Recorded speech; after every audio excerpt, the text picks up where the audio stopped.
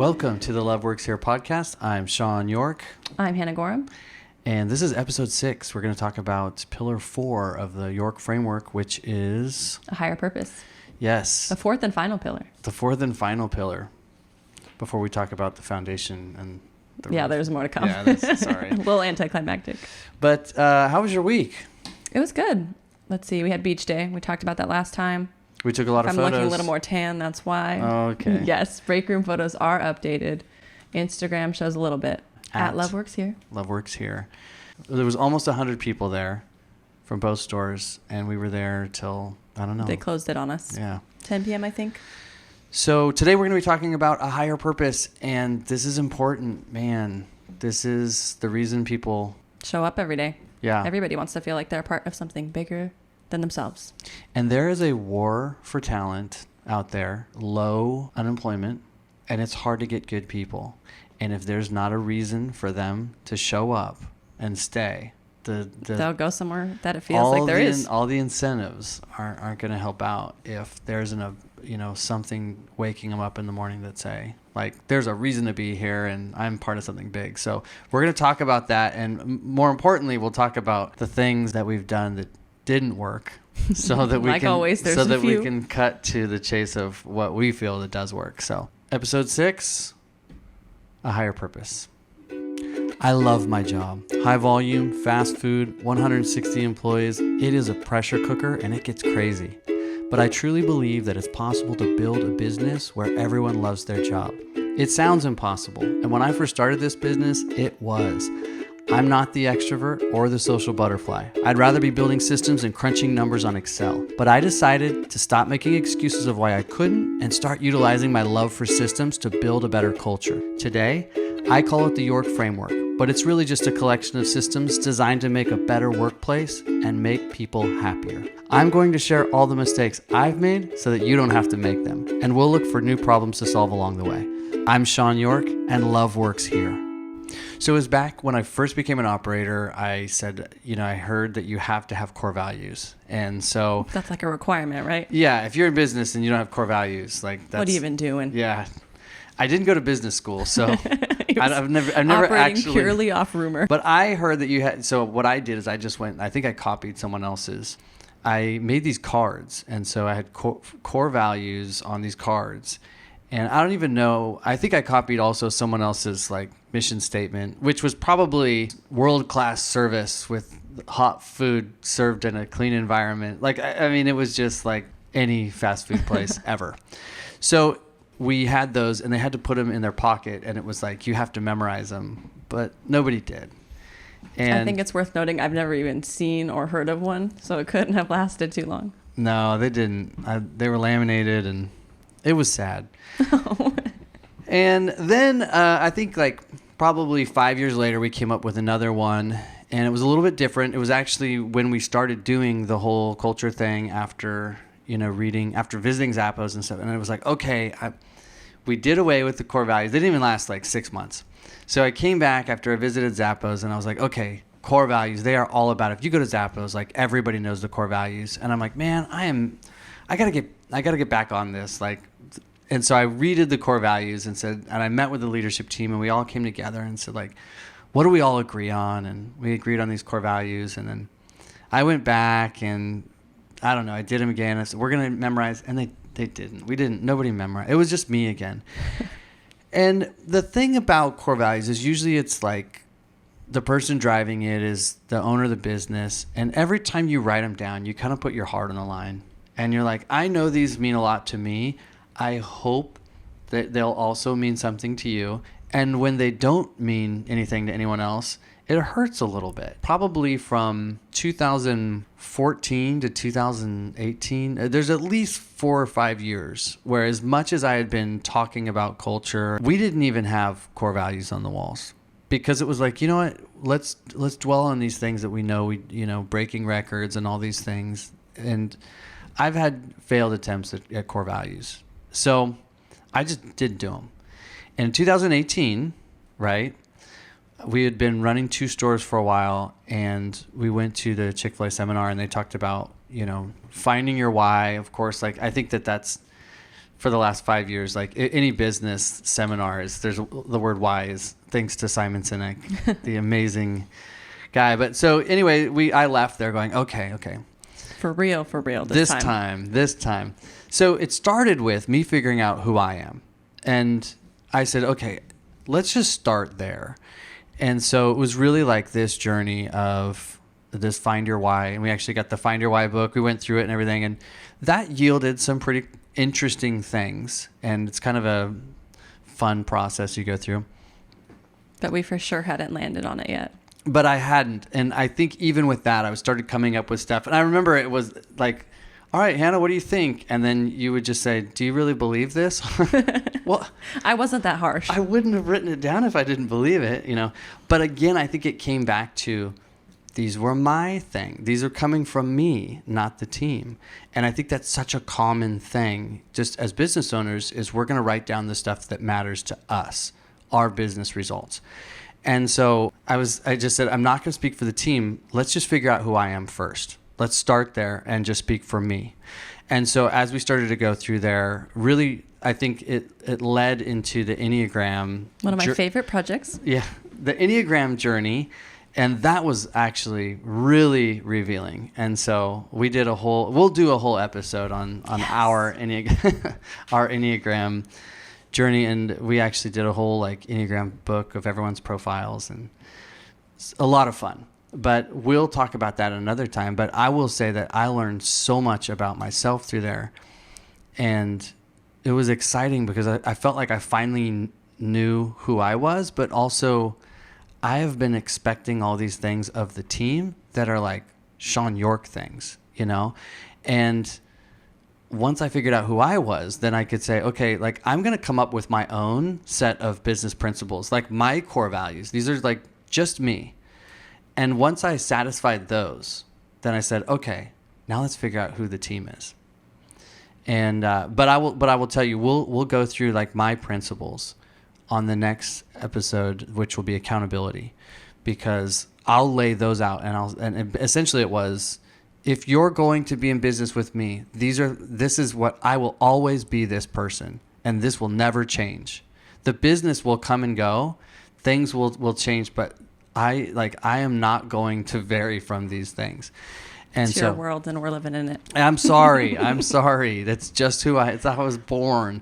So, but anyway, we'll talk about those, but they shape a lot of the business, but they aren't primary motivators for the team member. They don't wake the team member up and say, I want to go to work each day based on my principles. So yeah, we'll talk through those, but man, I would say it's been a really bumpy ride trying to figure out, refine down, who I am, but that was so important. So I would say any business, leader, if you haven't, done the Enneagram, I can't recommend that enough, but there's so many good resources out there that, I don't know. I mean, you're a huge fan, right? I am a huge fan, but it's true. When you're in the business, you are absolutely shaping it, whether we like it or not, whether you like it or not. The owner of the business is in some way influencing how it's run, what things are important. So the more that you know yourself, the easier it is to later go and say, this is why this is this way, because I am this way. Yeah, but how many times was I does not everybody think this way? And we're over here. No, we don't. No, and I'm like, no, you do, but you're just, You just don't know it yet. And so it really was so eye-opening to say wow, I am uniquely different, and I need to instead of saying this is how everybody thinks, it's just you. But there are some things that are shared values that we do agree on. And that was, once you know who you are, then you start to know, okay, well, what things do we agree on? And what are shared values? When you know your number, or you just know your personality, and I know mine, and they know theirs, the things that resonate between all of us, that's how we know we've landed on it. Because it's resonating with all of these people who all think super differently. So ideally, these core values should be something that anyone on the team can take a look at and say, that's totally us. So finding those was a little bit of a challenge, but we'll walk through that process now, because if we had to do it over again, I think this is what we do. We know where we'd start this time. Yeah. We talked about in the last episode culture statements, and we touched on it really lightly, but essentially having everybody in the business say, this is what the business means to me. This is what Chick-fil-A means to me. And essentially what they're going to write when you say everyone has to write it, you can write it's anonymous or not. You would think that they would say, oh, it's a good job or whatever. But typically what they end up saying is their favorite thing about the job.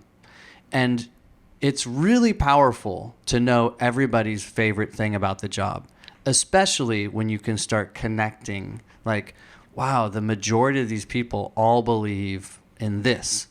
And that's really powerful. Now you know what motivates them. Now you know what wakes them up in the morning. You can say, okay, let's build some core values around that, because obviously we have these things in common. And it's something you can do tomorrow. Yeah, it's seriously. I mean, within 1 week you have everybody's culture statement, and like I said, if you have a small business, if they want to be, if they want to be anonymous, they can. But if you have a small business, sorry, no, you can't. If Frank, we all knew that was you. And so from there, like core values. So how do you find core values? Now, before we even talk about how to find them, let's say they already exist. Whether you like it or not, like our goal as leaders is to articulate them because they already exist. Now, if I didn't have them for 5 years, they were still living out.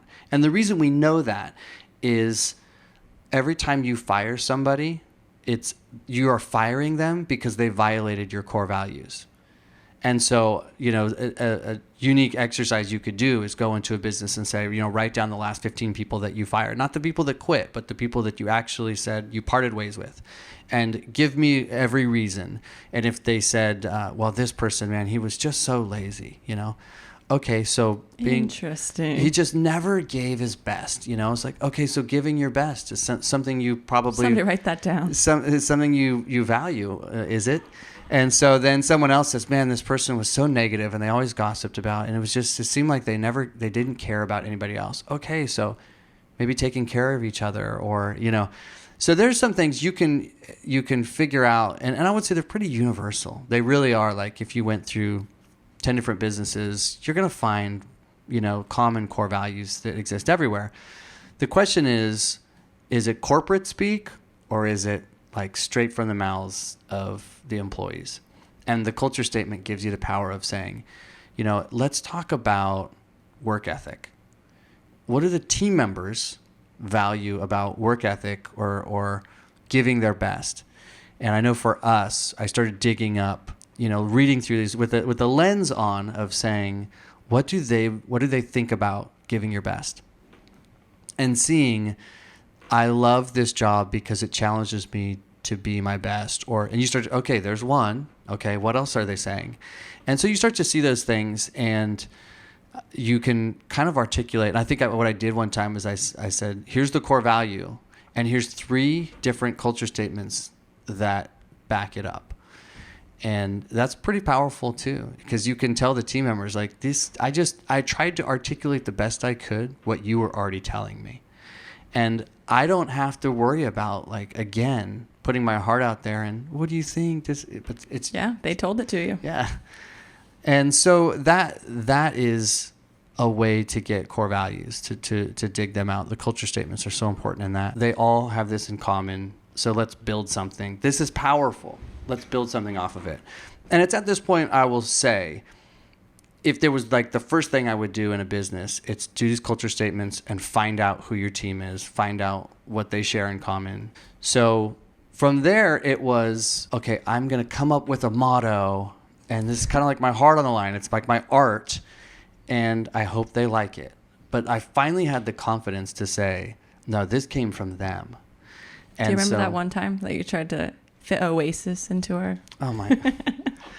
There were a lot of iterations of who we are as a team. Yeah, and I think it was awkward. We're like an oasis in we're a bright light in a dark world, or like we're like a cold in a hot, we are this thing that draws people. You actively avoided the word home for a little while, like when we were left to our own devices. We're like, no. I did, and because it meant so much to me. Like I always felt that was me interjecting what I wanted. I wanted it to feel like home, but did they? And it wasn't until I really started digging in. And again, I talk about systems and I talk about data.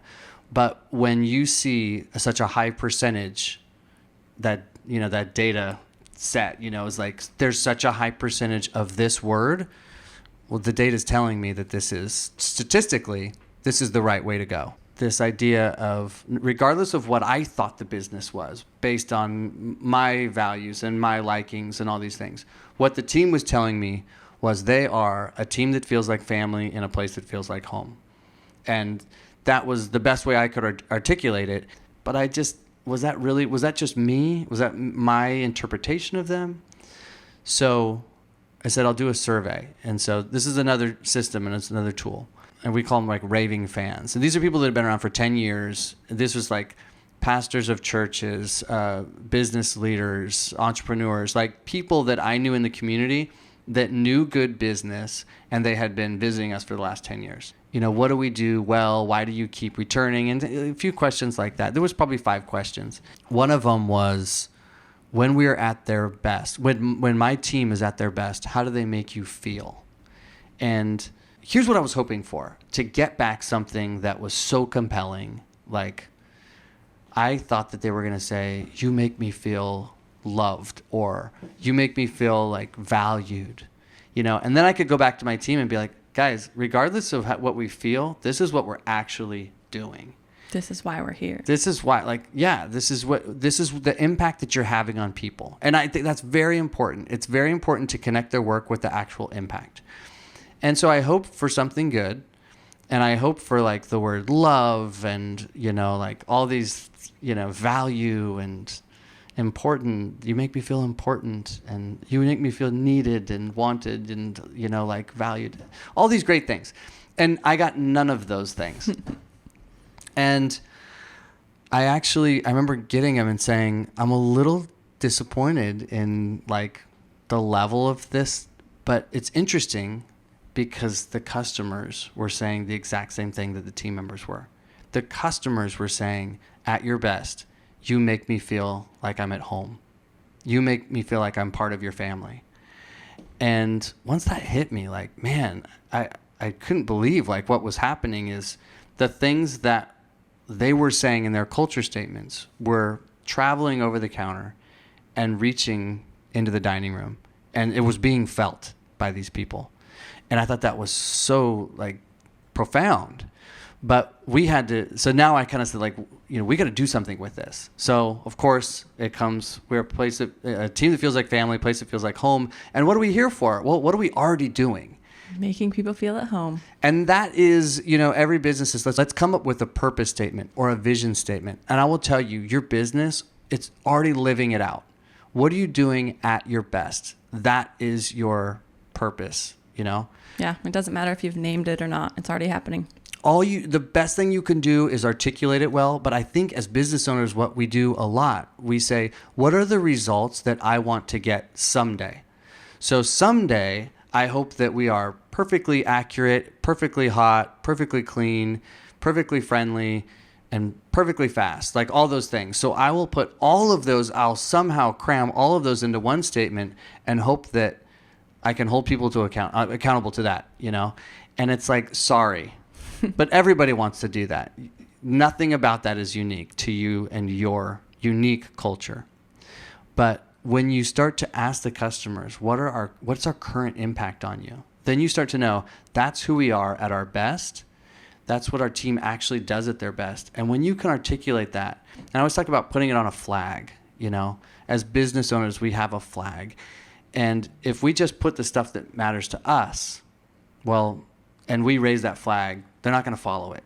But when we say like, you write something down and man, it's like you just drew their portrait. Like, man, that's so me. Oh my goodness. You just captured it perfectly. And you put that, then they'll go, oh, I'll follow that anyway. Actually, give me the flag. I'll run with it, So it's so important to say like whatever your core values and this statement is, that it comes from them and it is them at their best. And it is already written on the walls of your business. And the team will tell you if you've landed. The team will tell you if you hit it. Just ask them, is this us? And if you've got it right, they'll just look at it and they don't have to say anything. They'll just like, wow, that's totally us, you know? Yeah. And the crazy thing is, even as like your actual team changes, it still stays a lot the same. Yeah. I mean, if you've got it right, they're pretty timeless, you know, like a good core values are pretty timeless because they're all like, just like this framework is basic human needs. Like the core values are, it probably comes back to, you know, these things that have been around 1,000 years, you know. I'm guessing. That has been episode 6. Pillar number 4. Pillar number 4, a higher purpose. And once again, if any of this was of value, please let us know by sharing that in the podcast review. That helps out a lot. And rate, but only 5s. Just kidding. But also not kidding. But also if you are part of a team that is trying to implement some of these things, share this with the rest of your team. Make sure all of them are listening, because if you are all listening to the same things, change will happen much quicker. So that's it. Thank you, Hannah. Thanks, Shawn. No, we don't end like that. Okay. Thank you for already reviewing. Those are really encouraging, guys. Yes, we have gotten some reviews that have like, higher purpose for us. Yeah, this is our higher purpose. That's it. Thank you for listening. Take care of yourself and be well.